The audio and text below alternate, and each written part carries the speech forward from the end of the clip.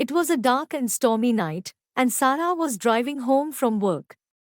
The rain was coming down in sheets, making it difficult for her to see the road ahead.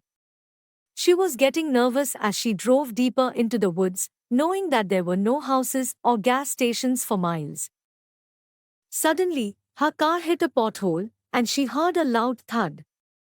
She pulled over to the side of the road and got out to check the damage. The rain was still coming down hard, and she could barely see anything in front of her.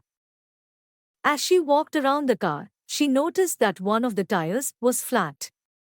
She cursed under her breath and realized that she was stranded in the middle of nowhere. Sarah checked her phone, hoping to call for help, but there was no signal. She was completely alone and without any way to contact anyone. She thought about walking to find help but decided against it, knowing that it was too dangerous to walk in the woods at night. As she sat in her car, trying to think of a plan, she heard a tapping on the window. She jumped in her seat and looked over, but there was no one there. She dismissed it as the wind and rain playing tricks on her mind and tried to calm down. But the tapping continued, and Sarah started to feel a chill run down her spine. She turned on the car and tried to drive away, but the engine wouldn't start. She was stuck, and the tapping on the window was getting louder. Sarah was terrified, and she started to cry. She didn't know what was happening, but she knew it wasn't good. She tried to lock the doors and roll up the windows, but it was too late. The tapping had turned into the pounding, and she could see the outline of a figure in the darkness. As the figure came closer, Sarah could see that it was a man. He was tall and skinny, with a pale face and dark eyes. He was wearing a long black coat and a wide-brimmed hat, and he was holding a large knife in his hand. Sarah screamed and tried to drive away, but the man was too quick. He smashed the window with his knife and pulled her out of the car.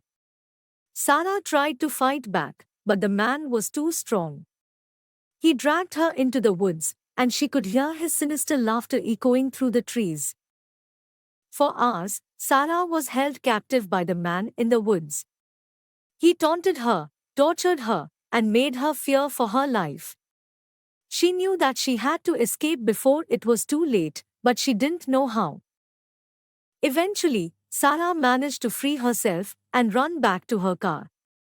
She drove away as fast as she could, not looking back until she was miles away.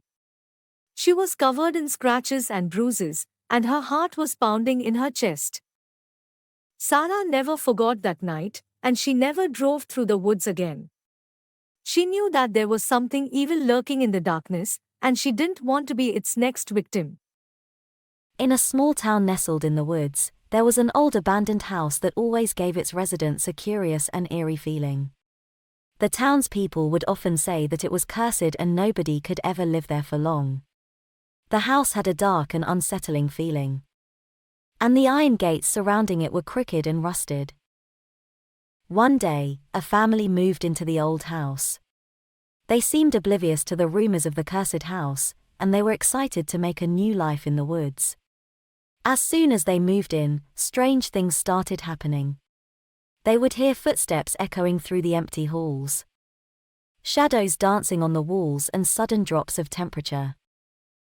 The family's youngest daughter, named Emily, was the only one who seemed to be brave enough to explore the house. One day, she found an old diary hidden in the attic. It belonged to a girl who had lived there many years ago. As Emily read through the pages, she realized that the girl had died in the house under mysterious circumstances, and ever since then, her spirit remained trapped there. That night, the family could hear the girl's ghostly cries echoing through the halls, and strange things started to happen once again. The doors started slamming shut and opening on their own, objects were thrown around the house, and a cold chill permeated through every room. The family tried to escape the cursed house, but it wasn't easy. The doors wouldn't open and the windows were shut tight. It was as if the house was alive, trapping them inside. Days turned to weeks, and the family slowly began to lose their sanity, trapped in that cursed house. And as time passed, every member of the family disappeared, never to be seen again. It is said that if you go to the abandoned house in the woods, you can still hear their screams and see their shadows wandering through the halls.